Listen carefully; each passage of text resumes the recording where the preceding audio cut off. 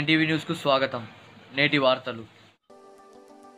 ఆదోని పట్టణంలో ఉన్న మదీనా కాలనీలో రావాలి జగన్ కావాలి జగన్ కార్యక్రమంలో భాగంగా పార్టీ జెండా ఆవిష్కరణ కార్యక్రమంలో ఎమ్మెల్యే సాయి ప్రసాద్ రెడ్డి పాల్గొన్నారు.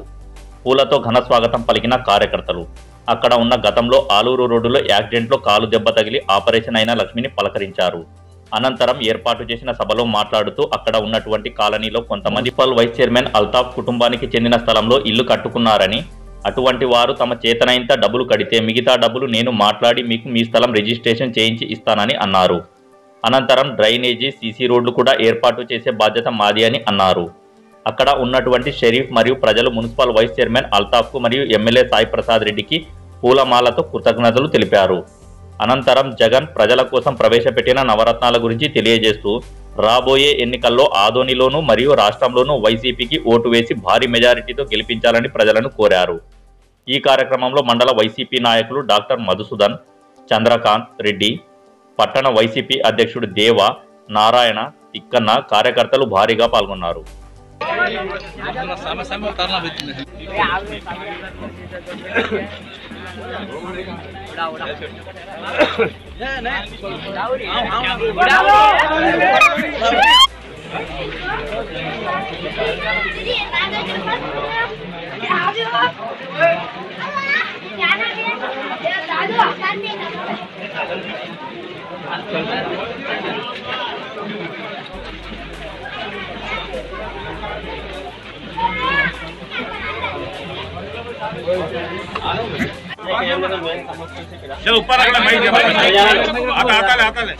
మెయిన్ సమస్య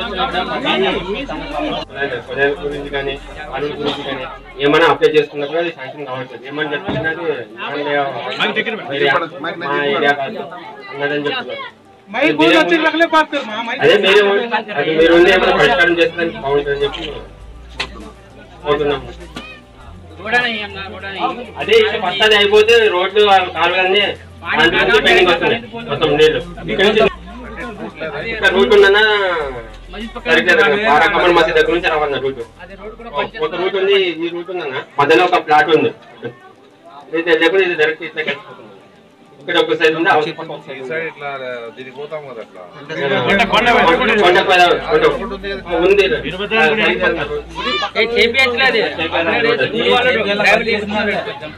సిమెంట్ రోడ్ వేసాము.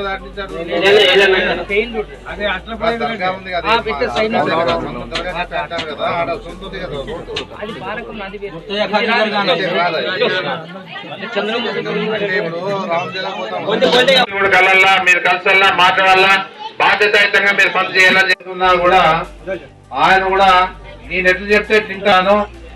సెంట్ 1,20,000 రూపాయలు నడుస్తా ఉంది. మీరు ఎట్లా చెప్తే అట్లా తింటా అని చెప్పేసి చెప్తా ఉన్నాడమ్మా. ఇది బాగా ఆలోచించుకోండి మీరంతా కూడా. మీకేం ఇబ్బంది పెట్టే పరిస్థితి ముందుకు తల్లి.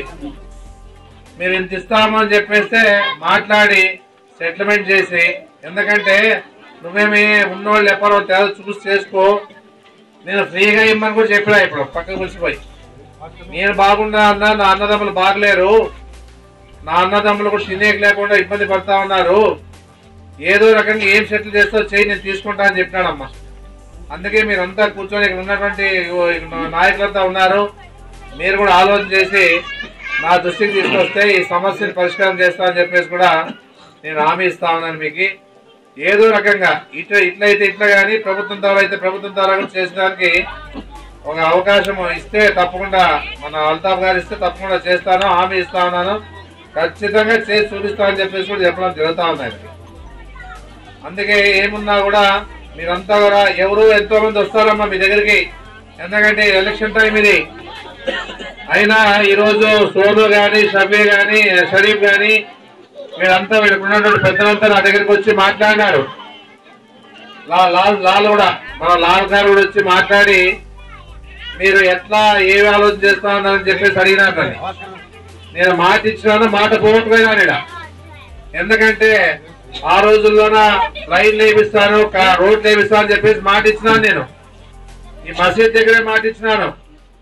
ఆ రోజుల్లో విషయాలు నాకు తెలియవు ఏమనేది. ఆ రోజుల్లో శాంక్షన్ చేసింది కూడా వెనక్కి పోయిందంటే ఎవరు నిలబెట్టా అని చెప్తే అల్తాఫ్ గారు నిలబెట్టా అని చెప్పేసి చెప్పినారమ్మా. చెప్పిన తర్వాత ఏం వెళ్తామని పిలిపించాడితే మాదే సైట్, అది నా స్థలమే, మాది కోర్టులో గెలిచినామని చెప్పేసి రికార్డు చూపించినాడు.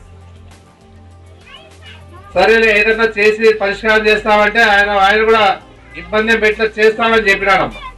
అందుకే మీరు ఆలోచన చేసుకొని మీరు ఏ రకంగా చేస్తే బాగుంటుందని చెప్తే 100% నేను మీకు సహకారం ఇస్తానని చెప్పేసి నేను చెప్తా ఉన్నాను.